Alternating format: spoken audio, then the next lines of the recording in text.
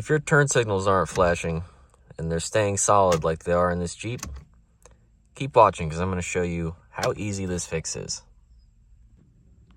What's going on, guys? Brian here from Bright Guy Garage, and in this video, as you saw, I am dealing with a vehicle that has turn signals that are not flashing. They're just staying solid. In particular, today I am sitting in a Jeep Cherokee XJ, but this is going to apply to pretty much all vehicles, whether you're in something that's from the 70s like my Camaro and the Trans Am, or if you're in something more modern. They pretty much all have flashers and flasher relays. So the good news is this part is like 15 bucks. It's cheap and it's not going to take a lot of time to fix.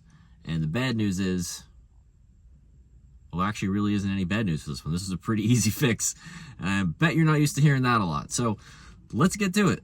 So just a couple quick notes. You can see here in this vehicle, when I activate the turn signal is staying solid and is not flashing. And it's like that for both sides.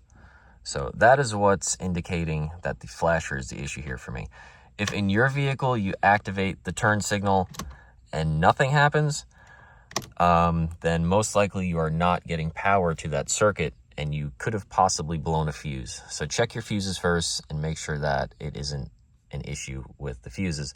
Also, of course, check your turn signal bulbs as well. Second note is you can see in here when I activate the turn signal, they're solid, and when I turn on the hazards, they're solid as well. So this indicates to me that this vehicle has a flasher relay that controls both the turn signals and the hazards. In some vehicles, like my 73 Camaro, for example, there is one flasher relay for the turn signals only, and then there is one flasher relay for the hazards only. So if you have, for example, your turn signals are working just fine, but your hazards aren't, or vice versa, then you're going to want to check the specific relay for whichever one's not working. If your hazards don't flash, check your hazard flasher relay. If your turn signals don't flash, check your turn signal flasher relay. All right, that was a mouthful, and I hope I didn't get too carried away, but let's move on.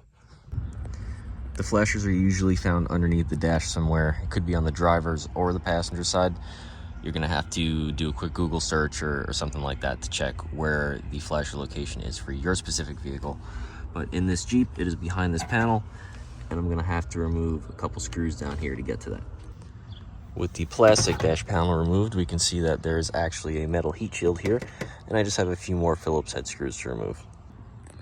Now that we have full access under the dash, we can come in here to the left, and let me steady the camera here. And it's not actually this, so don't be fooled by that if you're working on a Cherokee. It's up here. This is supposed to be secured, but the clip popped out, it looks like. So this is your flasher relay in a modern vehicle. In an older vehicle, they're usually like round and metal, or they could be square as well, but they're usually metal instead of plastic. But this is the flasher relay for this vehicle. So hopefully that's somewhat in view. As you guys can see, it's really easy to remove this. Just grab the connector with one hand, grab the relay with the other, and it simply pulls right out. So when you remove your flasher, there will be a part number on it. For example, this one is EP27, so I need to get an EP27 flasher to replace this one. So here's the replacement flasher that I'll be using. I have a link for this in the description below.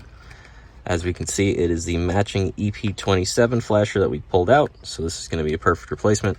And not only is it compatible with incandescent bulbs, but as we can see here, it is also compatible with LED bulbs. So if you've upgraded to LEDs or you have a more modern vehicle with LED bulbs, this should work perfectly with both of them.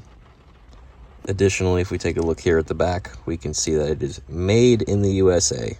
Not assembled in, packaged in, or whatever. Made in the USA. So let's get this in. So you notice that the pins here have a specific orientation. Some of them are running horizontally and some of them are running vertically with the way that I'm currently holding it.